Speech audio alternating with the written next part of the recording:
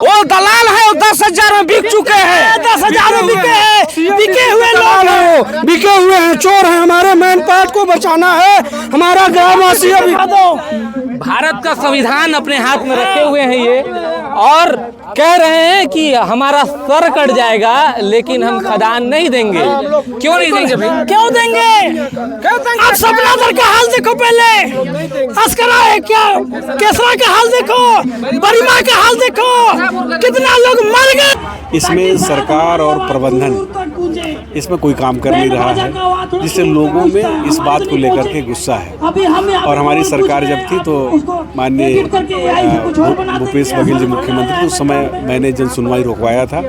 लेकिन जब सरकार बदली और विष्णु देवसाई जी मुख्यमंत्री बने तो फिर से यहाँ पर खुदाई और जन सुनवाई खुदाई के लिए शुरू हो गया है और बड़े पैमाने पर खुदाई में जो निजी भूमि स्वामियों की ज़मीन होती है हम उनको लेते हैं और एक मुआवजा निर्धारण कर करके हम लोगों को मुआवजा देते हैं। ऐसी दशा में जो हम निर्धारण होता है तो उसमें उनकी जो मालिकाना हक होती है ज़मीन भूमि स्वामियों की, वो उन्हीं की होती है।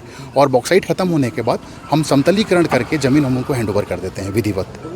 तो उसमें हम किसी भी प्रकार का उसमें CMDC का कहीं नाम नहीं रहता। कहीं B1 में जितने भी शासकीय दस्तावेज रहेंगे तो उसमें B1 खसरा पंसाला उन सब के हिसाब से मालिकाना हक उन्हीं भूमि स्वामी के होते हैं, उसमें अधिग्रहण नहीं होता। जब माइनिंग करने के बाद हम उसको विधिवत लेबल करेंगे। तो चूंकि वाटर टेबल हम टच नहीं कर रहे हैं, तो टच हो ही नहीं रहा है, तो मिट्टी तो कंटामिनेट होगा नहीं, पानी कंटामिनेट होगा नहीं और पानी डाउन जाएगा नहीं। तो किसी भी स्थिति में इस वक्त मैं मौजूद हूँ मैन पार्ट के जन सुनवाई स्थल में, और इस जन सुनवाई स्थल में जो है इस पंडाल के नीचे जो है जन सुनवाई की जा रही है। और यहाँ जो है CMDC मतलब कि मैन पार्ट में जो है बॉक्साइट खदान को लेकर के यहाँ जो है जन सुनवाई रखी गई है। और ये मेरे पीछे जो पंडाल जो आप देख पा रहे हैं, यहीं जो है आज ग्रामीण अपना विरोध प्रदर्शन करेंगे और प्रशासन के सामने अपनी राय रखेंगे, मांग रखेंगे। और देखने वाली बात होगी कि इस जन सुनवाई के बाद प्रशासन क्या कड़े कदम उठाता है। हालांकि अभी यहाँ सुरक्षा के पर्याप्त इंतजाम दिखाई दे रहे हैं, पुलिस प्रशासन चाक चौबंद दिख रही है। जन सुनवाई वो करें, नर्मदापुर के लिए करें, कुनिया में कोई जगह नहीं है। CMDC की दलालों को जूता मारो सालों को। देखिए ये CMDC का विरोध कर रहे हैं, युवा हैं और पूरे यहाँ जो है हम किसान हैं, हम मजदूर हैं, हम दलाल नहीं हैं। दलाल जो आए हैं वो समर्थन कर रहे हैं। समर्थन जो वहाँ कर रहे हैं उनको लेकर क्या कहें? वो दलाल है, वो 10,000 में बिक चुके हैं, 10,000 में बिके हैं, बिके हुए लोग हैं, बिके हुए हैं, चोर हैं। हमारे मैन पार्ट को बचाना है, हमारा ग्रामवासी भगाना है। 10 लाख कमाते हैं, 1 एकड़ जमीन में 10 लाख कालू होता है, 72,000 क्या करेंगे हम लोग? 1 एकड़ जमीन में 10 लाख रुपया कमाते हैं ये ग्रामीण कह रहे हैं, और इनको मुआवजा जो है ये 72,000 रुपए का मिल रहा है। हम 72,000 नहीं देंगे। बता रहे हैं कि कुछ किसान बता रहे हैं कि रकबा अपने आप कट गया है, सही है क्या? जी, हम लोग सब गलत तो हो भी गया है। बहुत बाहरी आदमी से सुनने में आ रहा है, हम लोगों की साइन सिग्नेचर 30 आदमी से करा के दिए हैं जो गांव से बाहरी हैं, खजान वाले।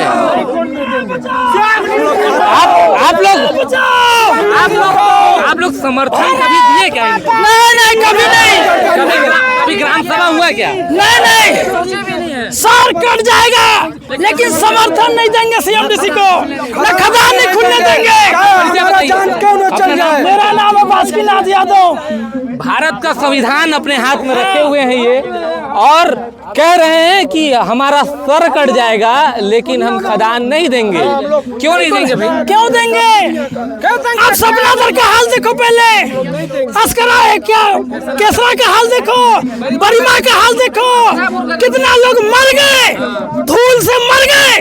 क्या कर रहा CMDC? क्या किया CMDC आज तक? बस्तर के आदिवासी ऐसे ही नक्सली नहीं बने थे, सरकार और शासन प्रशासन मंजूर कर दिया, उनको नक्सली बोला गया, उनको इनकाउंटर किया गया। हम भी तैयार हैं। उसमें कह रहे हैं जो यहाँ पर खदान बंद हो जाएगा तो चूल्हा में आगे नहीं बढ़ रहा है, उसमें बोल रहे हैं दलाल। बोलने वाले दलाल हैं, सब पैसा खा के आए हैं, पैसा दे के लोग लाए हुए हैं। जितना सब बोल रहे हैं पैसा खा के आए हुए हैं। क्या ये सही है कि CMDC का चाल है, CMDC का चाल है। क्या ये सही है कि आपके ऋण पुस्तिका से आपका रकबा गायब हो चुका है? गायब हो जाएगा। सुनो, पॉइंट की बात बता रहा हूँ, सुनना।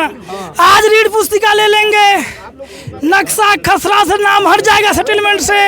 आज हमारे आदिवासी भाई छोटे छोटे आए हैं विरोध में, उनका जब तक जाति निवास नहीं बनेगा तो स्कूल में एडमिशन तक नहीं मिलेगा। मिलेगा क्या?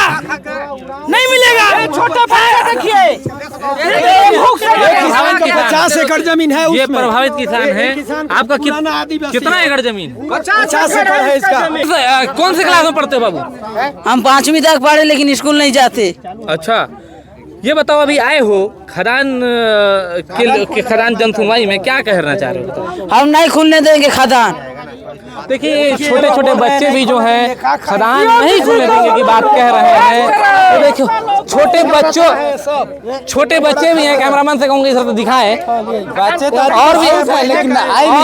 और भी इधर बात करेंगे। कहाँ है बाबू? खदान खुलना चाहिए? नहीं, खदान खुलना चाहिए? नहीं, खुलना चाहिए कि नहीं खुलना चाहिए? नहीं चाहिए। क्या विरोध करा था बताओ? हम कहीं विरोध नहीं करते, हमारा घर है। मैन पार्ट के कई गांव में, कुनिया में, नर्मदापुर में, सरभंजा में, परपटिया में, लुरैना में, बहुत सारे गांव में माइनिंग खोलने की तैयारी है, जिसमें बड़े पैमाने पर बॉक्साइट का उत्खनन होगा। उसके लिए यहाँ जन सुनवाई रखा गया है। जन सुनवाई में सबको अपनी बात कहनी है। तो मैं देख रहा हूँ कि जब से आया हूँ लोग लगातार इसका विरोध कर रहे हैं, और विरोध करने का आधार है कि लगातार यहाँ पर जंगलों की कटाई हो रही है, सड़क खराब हो रहे हैं, यहाँ पर बड़े पैमाने पर लोगों का पट्टा निरस्त किया जा रहा है, और यहाँ के जो जनजाति लोग हैं उनका ना शिक्षा के लिए स्कूल की व्यवस्था, ना पीने की पानी की व्यवस्था, बल्कि बड़े पैमाने पर जब यहाँ पर बीमारी फैलती है, डायरिया, मलेरिया और पीलिया, उससे लोगों की मौतें हो रही हैं। इसमें सरकार और प्रबंधन इसमें कोई काम कर नहीं रहा है, जिससे लोगों में इस बात को लेकर के गुस्सा है। और हमारी सरकार जब थी तो माननीय भूपेश बघेल जी मुख्यमंत्री थे, उस समय मैंने जन सुनवाई रोकवाया था, लेकिन जब सरकार बदली और विष्णु देवसाई जी मुख्यमंत्री बने तो फिर से यहाँ पर खुदाई और जन सुनवाई खुदाई के लिए शुरू हो गया है, और बड़े पैमाने पर। ये तो जमीन लोगों को मालूम ही नहीं कि उनका पट्टा निरस्त कर दिया गया है, केवल घर बना करके वहाँ पर बैठे खेती बाड़ी कर रहे हैं, लेकिन उनको कोई लीगल राइट्स नहीं है। उनको ना मुआवजा मिल रहा है, ना उनको ज़मीन का अधिकार रह गया है। उन क्षेत्रों में माइनिंग करना है, और एक केवल और केवल कंपनियों को फ़ायदा पहुंचाने के लिए इस प्रकार की कार्रवाई की गई। ये तो सरासर लोगों के साथ नाइंसाफ़ी है। लोगों की बात सुननी चाहिए, लोगों का समस्या का समाधान करना चाहिए। और जो सेंट्रल एक्ट है, लैंड एक्विजिशन एक्ट है 2013 का, उसमें साफ कहा गया है कि ज़मीन अगर किसी भी पर्पज़ के लिए, चाहे शासकीय भवन हो, सड़क हो या अन्य प्रयोजन हो, उसके लिए उपयोग करना है तो सबसे पहले उसको एक्वायर्ड करना है। एक्वायर्ड करना है तो ज़मीन का 4 गुना उसका मुआवजा देना है। लेकिन ये सब का कार्रवाई को दरकिनार करके केवल क्राफ्ट कंपनसेशन के नाम पर, फसल क्षति के नाम पर लोगों को कुछ पैसा दे साइट निकाल लेंगे। जब व्यक्ति के ज़मीन का जब कलेजा निकल जाएगा तो शरीर में क्या जान रहेगा। इसलिए खुदाई करके लोगों का ज़मीन को निर्जान कर देंगे और लोगों को बोलेंगे हम तुम्हारा ज़मीन तुम्हारे नाम पर, तुम्हारी जगह पर है। तो ये लोगों के साथ नाइंसाफ़ी हो रहा है, इसका विरोध है। सरासर ये जो गैर कानूनी है, अगर कोई भी एक्ट का, नियम का उल्लंघन किया है तो गैर कानूनी और उसके खिलाफ कार्रवाई होना चाहिए। अगर जो मरा व्यक्ति के नाम पर एफिडेविट लगा दे रहे हैं तो कौन आदमी है जो ऐसा कर रहा है, उसके खिलाफ कार्रवाई होना चाहिए। लोग आरोप लगा रहे हैं कि सीएमडीसी एक बैनर है, खुदाई तो कहीं और कर रहा है। उसको आप सब जानते हैं, और जिसका ज़मीन जा रहा है उसका सहमति, ग्राम सभा का सहमति, और अगर ले रहे ज़मीन तो अधिग्रहण होना चाहिए। उसका 4 अधिग्रहण ना होकर के हम लोग क्या कर रहे हैं? क्या केवल फसल क्षति दे रहे लोगों को। खदान के लिए जन सुनवाई रखी गई थी और जिसका उद्देश्य था पर्यावरण स्वीकृति ग्रांट करना। और इस खदान का जो रकबा था वो 139.5 हेक्टेयर है, जिसमें शासकीय लैंड लगभग 83 हेक्टेयर है और 57 हेक्टेयर प्राइवेट लैंड है। तो उसी के लिए जो है आज जनसुनवाई रखी गई थी और जिसके जो आयोजन करता थे वो CEC भी थे, छत्तीसगढ़ संरक्षण पर्यावरण मंडल। और यह कार्रवाई जो है ये अपने अपर कलेक्टर महोदय की अध्यक्षता में की गई थी। क्या कुछ निष्कर्ष निकला? बेसिकली इसका निष्कर्ष ये होता है कि जो भी वहाँ पे जो भूमि स्वामी, स्थानीय और जो जन समुदाय जो होते हैं उनका व्यू जाना जाता है कि उनका पर्यावरण के प्रति उनका क्या टीका टिप्पणी है, और जो उनके जो भी आउटकम आते हैं तो उसके हिसाब से ही जो है जो पर्यावरण स्वीकृति जब ग्रांट होती है तो उन सारे तथ्यों को जो आपत्तियां आई हुई हैं उसको ध्यान में रखते हुए जो है उसमें कंडीशंस अधिरोपित किए जाते हैं। और चूँकि यह पर्यावरण डिपार्टमेंट का कार्य है तो अब देखते हैं, चूँकि आज जनसुनवाई हुई है, अब इसके बाद आगे की प्रक्रिया।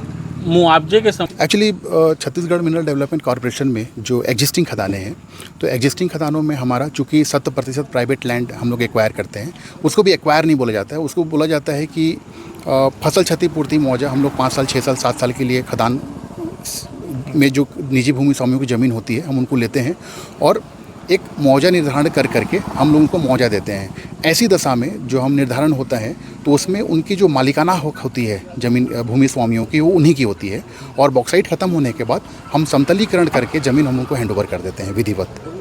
तो उसमें हम किसी भी प्रकार का उसमें CMDC का कहीं नाम नहीं रहता। कहीं B1 में जितने भी शासकीय दस्तावेज रहेंगे तो उसमें B1, खसरा, पंसाला, उन सब के हिसाब से मालिकाना हक उन्हीं भूमि स्वामी के होते हैं।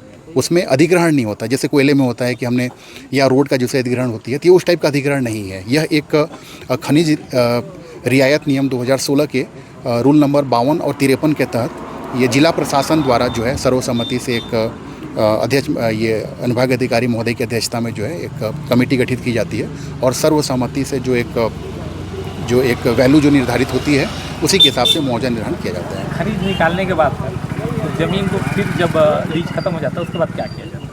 एक्चुअली इसमें लीज ख़त्म दो पैरामीटर है इसमें। लीज की वैलिडिटी तो अभी हमारा जो है जो अभी नई खदानें जो आएंगी वो 50 साल का है, तो अब लेकिन उसमें जो मिनरल की अवेलेबिलिटी के हिसाब से, मुआवजा देने के हिसाब से, फसल क्षति देने के हिसाब से वो मिनरल के हिसाब से वो लगभग कभी 10 साल चलता है, कोई 16 साल चलता है। तो अभी जो इसकी बात करूँगा नर्मदापुर कुनिया का, तो इसकी माइंस की लाइफ 16 साल है, तो लेकिन लीज वैलिडिटी 50 साल की रहेगी। तो अगर 16 साल में अगर खदान में मिनरल ख़त्म हो जाता है तो उसको बढ़िया से उसको लेबल करके ज़मीन को विधिवत भूमि स्वामी को दे दी जाती है।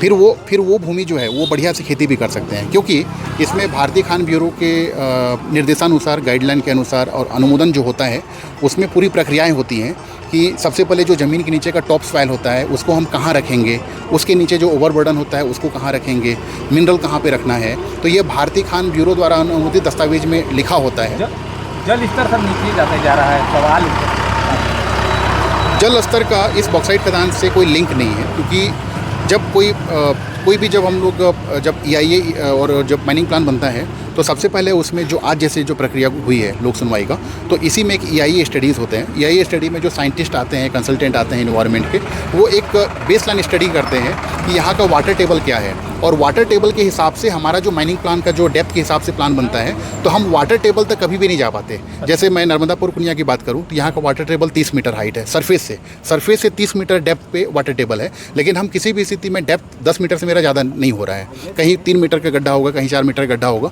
तो वो गड्ढा मतलब माइनिंग करने के बाद हम उसको विधिवत लेबल करेंगे। तो चूँकि वाटर टेबल हम टच नहीं कर रहे हैं, तो टच हो ही नहीं रहा है, तो मिट्टी तो कंटामिनेट होगा नहीं, पानी कंटामिनेट होगा नहीं, और पानी डाउन जाएगा नहीं। तो किसी भी स्थिति में जो है न तो जल दूषित हो रहा है और न ही जल का स्तर डाउन हो रहा है। धन्यवाद दर्शकों, आपने हमें नंबर 1 बनाया है। SNT news. अब देखिए हमारे सभी शो